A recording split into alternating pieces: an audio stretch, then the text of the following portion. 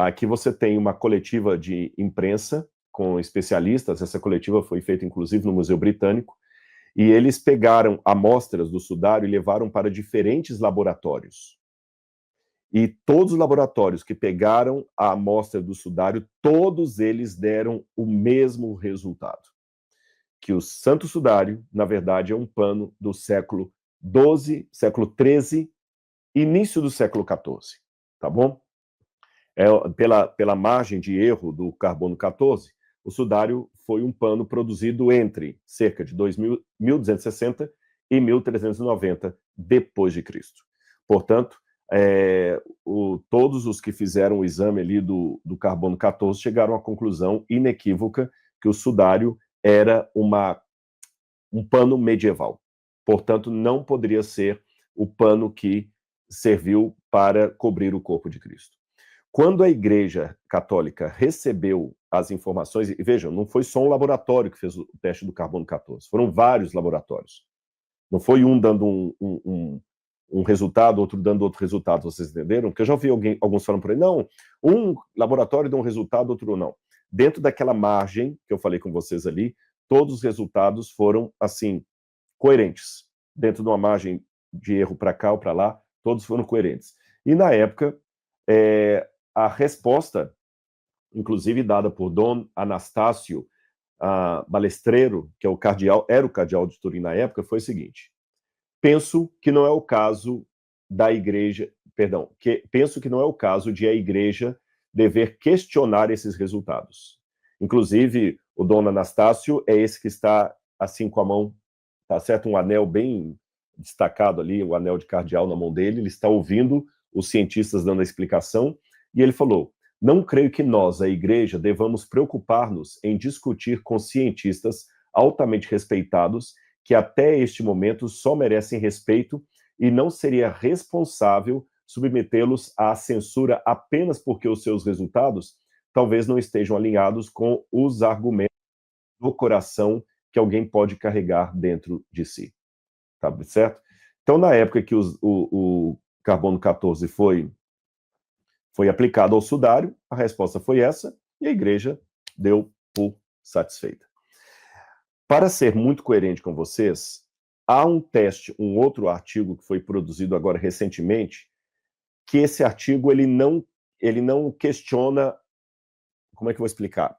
Ele não questiona o modo como o carbono 14 foi feito, mas ele aplicou outra técnica no sudário e encontrou outra data, essa sim compatível com a ideia de um sudário de 2.000 anos. Essa aqui é um artigo científico que foi publicado na revista Information, uma revista indexada, e ela fala dos efeitos da longa temperatura no sudário e que poderia ter provocado talvez algumas distorções no carbono 14, mas eles chegaram à conclusão, a partir de uma nova técnica de datação, que o sudário teria sim 2.000 anos. Essa nova metodologia de datação, eu esqueci de pegar a data do artigo, não sei se aqui mostra, perdão pessoal, eu deveria ter dado a fonte completa, mas depois vocês podem printar essa parte e procurar na internet. Se vocês olharem o título do artigo lá e alguns dos autores, vocês encontram o artigo inteiro em PDF. Todos os artigos que eu vou citar aqui, eu vou mostrar pelo menos o PDF deles, tá bom?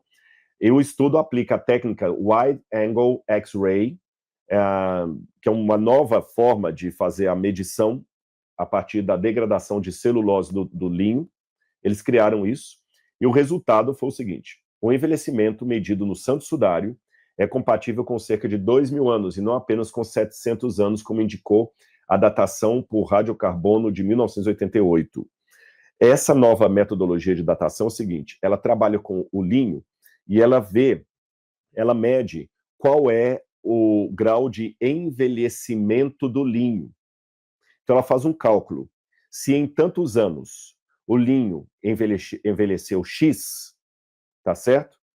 Para ele alcançar, então, esse estado de envelhecimento, considerando que um dia ele for um linho novo, quantos anos levaria?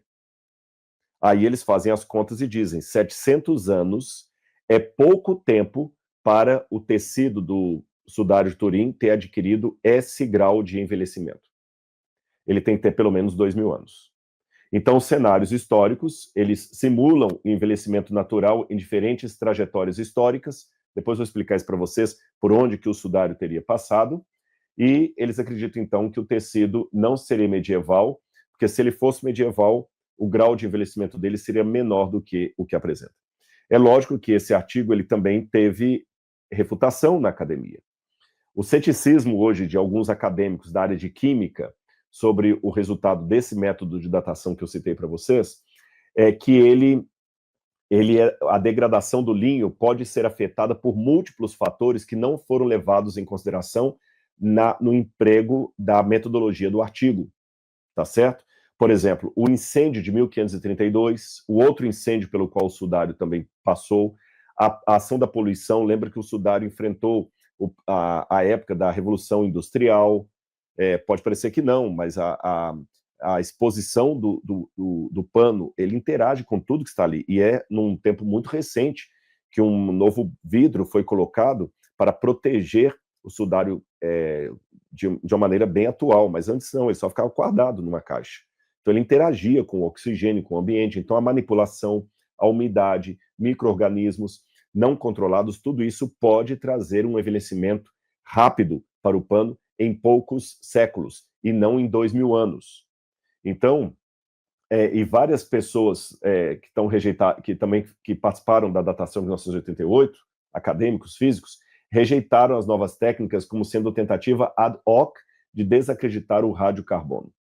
Então, hoje existem também algumas pessoas que são técnicos, técnicos da área que também discordam.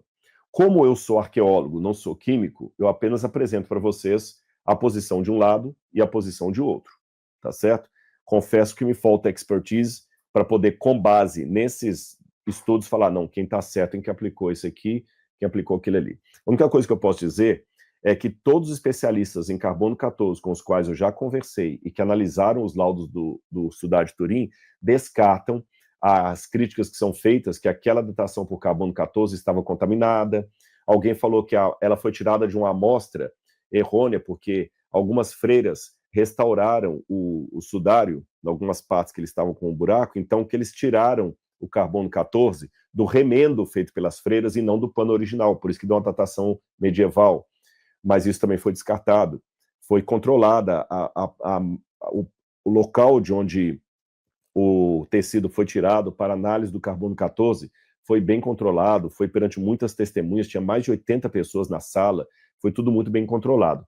Os expertos em carbono 14 negam que havia qualquer problema de contaminação com as amostras quando o resultado saiu ali datando no século XIII.